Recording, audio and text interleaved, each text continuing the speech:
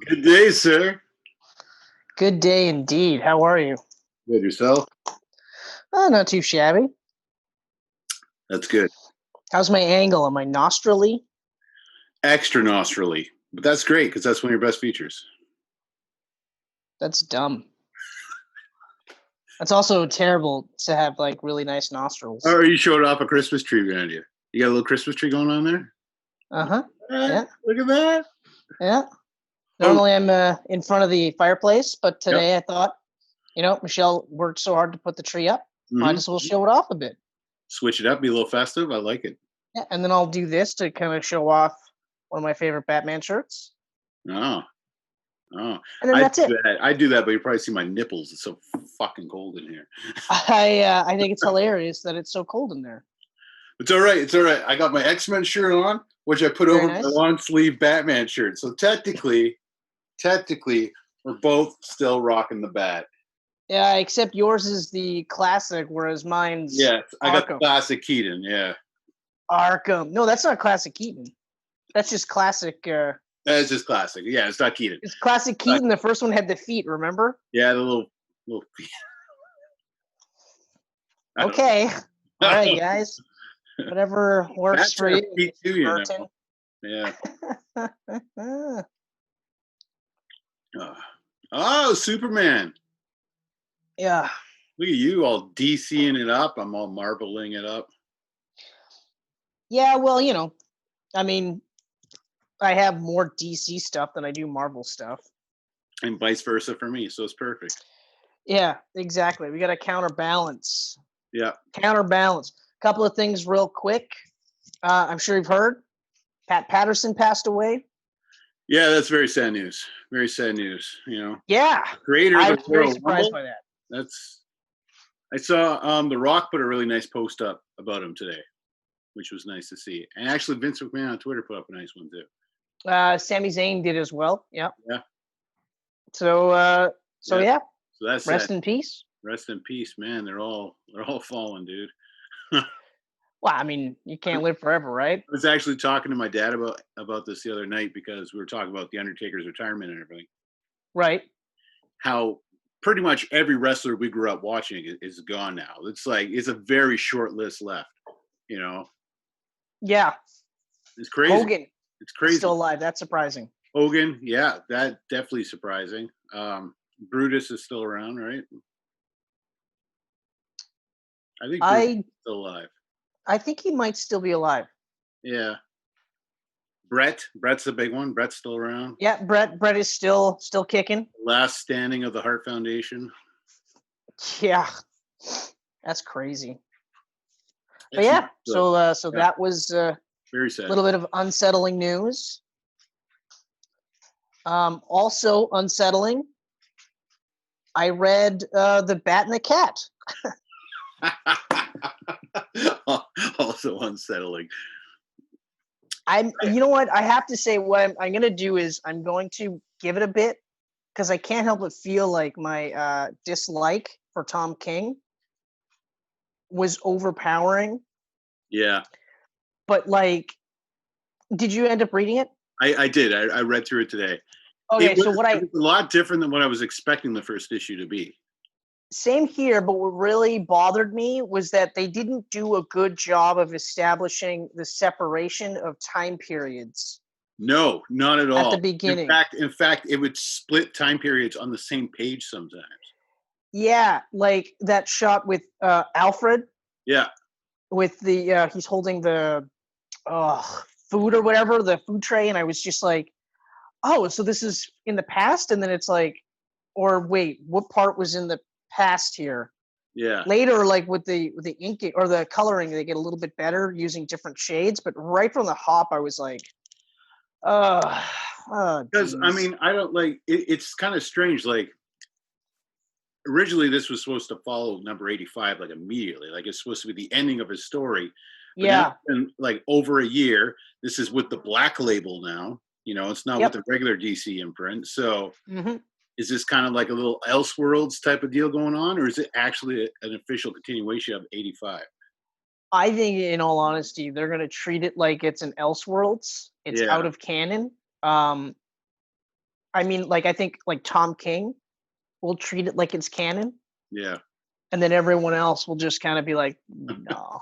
Like, I bet you nobody references it at I, all. Like, nobody will reference it. I have such like a love-hate relationship with wanting to enjoy this book because Clayman is one of my favorite artists. We've discussed that before when we did our top 5 favorite artists episode. Yeah. And B, I love the Phantasm. Batman Mask of the Phantasm is still my favorite Batman movie. And to see her finally in the comics, and it's got to be written by Tom King. And it's just like, Not only that, the way she was introduced was just like, yeah, just, hey, here I am. Yeah, I know. I'm like, looking for my son. I thought it was kind of going to go off the story of the movie. You know, all the mystery element, all the mystery kind of elements are like gone. Like they're well, gone. no, sorry. They act as if all of that happened. Yeah. But the other part though is that like I go, if I didn't watch The Mask of the Phantasm, and then you told me that this character was going to come out, tell me that I have to watch Mask of the Phantasm. Yeah. Right? Exactly. Because when they first announced the character, they just said Phantasm was coming out, and they made it sound like it was going to be a new version of the character. Exactly. They were going to use the design, maybe updated a bit, but ultimately, so the name and then the look was going to be the same, and then it might be a new character underneath, or it might be a new way of introducing Andrea Beaumont to the DC universe. So I was like, okay, all right. Now at the time, I was still like, I was starting to sour on Tom King, but I wasn't quite in that full blown where I was like, oh man, right? And then now it's like, well, if you didn't watch The Mask of the Phantasm, the little bits that they tell you to sort of kind of set it up, I feel don't do enough. Like, because I'm familiar with the character and the movie, and I agree, one of my favorite Batman movies, I'm like, okay, yeah, so all of that happened. Like, I even like the part where they go, I thought she died, and, you know, Batman's just like, well, Joker supposedly died then too, right? So, and it was like little things like that, which work for me, but for somebody new coming in off the street, they'd be like, oh, I guess I got to do my homework to read this. It's also really bloody confusing because this is supposed to be a continuation of you know, Batman in DC Comics. The animated series, it's always been its own little separate universe. I mean, they have it hasn't been. Man, they literally have the Adventures Continues as a miniseries right now. That's right, but separate from everything else. About Harley Quinn? Yeah, they brought her in, but what about Terry McGinnis? Right, they pulled things. Okay, but it's not completely separate. It was never the TV series was canon with the comic book. It wasn't. Come on, man. You know it wasn't. I know. So it's confusing. Being a bit of a dick. It is confusing though, because it's like, so is this animated series canon or what? And that's the other part too. It's like, okay, so if you're referencing something that happened in the animated movie, or the movie of the animated TV show a million years ago, I don't know, maybe do a little bit more backstory on her. It's really strange, especially when he had like a year leeway to get this thing going. Like that part doesn't surprise me. The arrogance of Tom King. Yeah, I know. I was for so long I was trying to like his writing, but I wasn't really liking him as a person on Twitter and stuff. But man, when he went after Jay Lee, I was just like, this guy's a piece of shit. Like that was it. I was like, you are a piece of shit. See, like, because I'm not on Twitter, so I don't really come across this stuff until it becomes like a big thing. So I didn't realize he was one of those guys until the Jay Lee stuff. So then when that happened, then I was like, oh, it just sort of like, it made it even more okay not to like Tom King's work. Yeah. I don't know. It's a weird one. So, I mean, I read. So needless to say, I'm not thrilled about it. I didn't pay for it, so that's. Yeah, I mean, at least there's that. What's something else came up that I thought was kind of interesting? Oh yeah, Daredevil's in jail again. Yeah, and Elektra Devil is on the scene. I don't mind that though. I don't mind that at all. I don't mind it because, like, A, we obviously know it's temporary. Yep. B, she's one of the few that I would be like, literally be like, okay, all right, I like it. I also, but I love that she has her own specific Daredevil costume. Mm-hmm. It isn't just her like with padding, to make herself look like Daredevil. It's just, so that part I don't like that he's in jail. But I also don't like that Mike Murdock is an actual thing. It just manifested. He just came out of nowhere. Yep. Poof. And now he's a thing. So now he's pretending to be Matt Murdock because Daredevil's in jail. They didn't take his mask off or anything like that. Yeah, I don't know. I mean, Zdarsky's a good writer. I don't get it. That's why I'm going to give him the benefit of the doubt on this one. He's one of those guys where I'm like, I don't know where you're going with this. I'll stick around, but we'll see. He did this himself. Like, he put Daredevil in jail himself, and he's going to work with it because he's still in the book. He's not like Bendis, who just set it up for a shit pile for the next writer. Here you go. I just wrote the best Daredevil arc ever. Have fun with him in prison. Yeah. By the way, he's in jail. Yeah. Take it away, Greg. And Brubaker nailed it. He actually did. Oh, yeah. It was, Lark was the art, right? Lark was the art, yeah.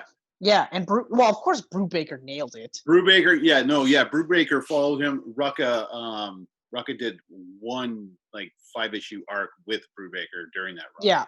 Yeah, but of course Brubaker nailed it. Really. Yeah. You chase it down with a big glass. This is the guy that brought back the Winter Soldier and made everyone go, yeah, that's really cool. For years, it was a rule. You don't bring back Bucky, and he does it and makes it awesome. He makes it awesome, but he also makes Cap just as awesome at the same time. Yeah. And then sets it up perfectly so that when Cap gets killed off, Bucky is able to take the mantle and nobody's like, what? Yeah. We were all just like, holy fuck, this is awesome. Yeah, so good. Sword wielding, gun toting, shield slinging Captain America. Now, you know what? Oof. Fuck, those 10 years were a great time to be a Marvel fan. Oof. Oh man. You just think about the books like Straczynski doing Thor with Oliver Capel. Yep. And even Warren Ellis's little tiny Iron Man run, The Extremists. That was cool. That was cool. That was quite cool. And I never liked Iron Man prior, so I mean, to even make me like Iron Man at that time. Yeah, that was a cool run. There was a lot of stuff coming out of there. Of course, that entire area was around the Ultimate run as well. Yep, all the Ultimate. What else was going on? Well, Civil War was there. I mean, Civil War, I think, was kind of like the climb down from it. Like, that was, everything led to Civil War. Yeah, and then after that, it was just like, they did a pretty good job of not dropping too badly. Like, it was kind of like here, and then just kind of very slowly started to edge down. Yeah. I think, I want to say Avengers versus X-Men was really starting to become a low point. What a pile that was. Oh, man. Yeah, no, that was not good. Yeah, no, there was really nothing I was reading at the time that I loved at Marvel other than Mark Waid's Daredevil. Oh.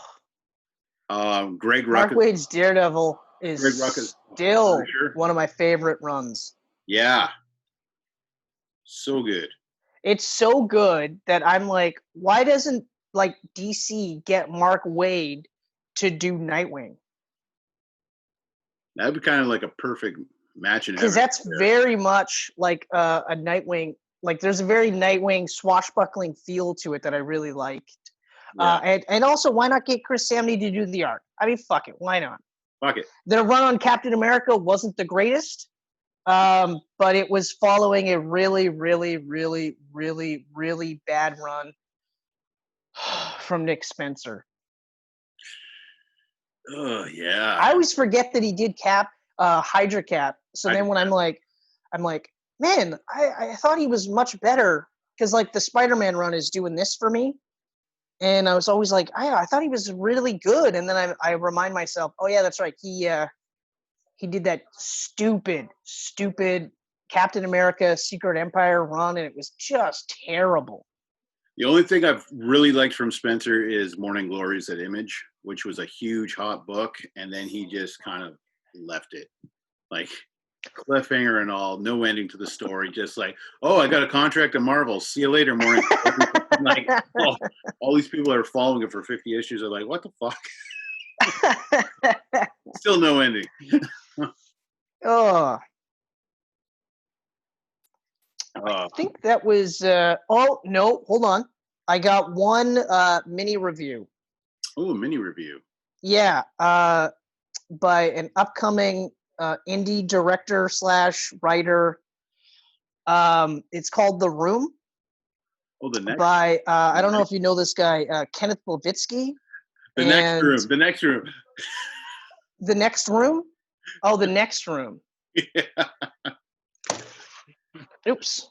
Yeah, that's right. The Room is that other. Room, if it was The Room, I'd be like, Chris, you're tearing me apart. That's right. Yeah, The Room is garbage. The Room is absolute garbage. The Next Room, however, is not. It's not garbage at all. Thanks, buddy. That's a good review. Not garbage at all. I see that right on the poster. Yeah, in fact, that should be what it is. Chris Mercier says this is not garbage at all. I had been fighting the urge to mention this only because I wanted to do this in the Camcast. But anyway, so one of the things I like that it feels like an homage to other things. Yeah. Like definitely inspired by Lights Out, but not a ripoff. That's what I really liked. I was like, oh, okay. And then the ending, which I'm not going to spoil because you Geek Pantsers have to watch it. I'm sure Ken will have links or whatever set up in some of these areas. One of these corners over here. Yeah, or in the comments or whatever. There. But yeah, it's it's short, it's sweet. Yep. You missed the opportunity to show a little bit more skin though. That was it was there, you just couldn't see it like through my body hair. No, you were fully clothed. Like don't I mean, yes, you have a lot of body hair. Okay? Yeah. Oh yeah, it's there. But I mean, come on now. Equal opportunity nudity. It's kind of perfect though. Like James came home at the right time. I was going to do it by myself, like completely 100% myself. I was just going to work the camera. Oh, the arrogance. Well, I mean, it's my quarantine movie. I'm not supposed to be around anyone. That's fair. That's fair. Yeah, I think I got like some behind the scenes videos and stuff. So I'll release like a little thing later down the road.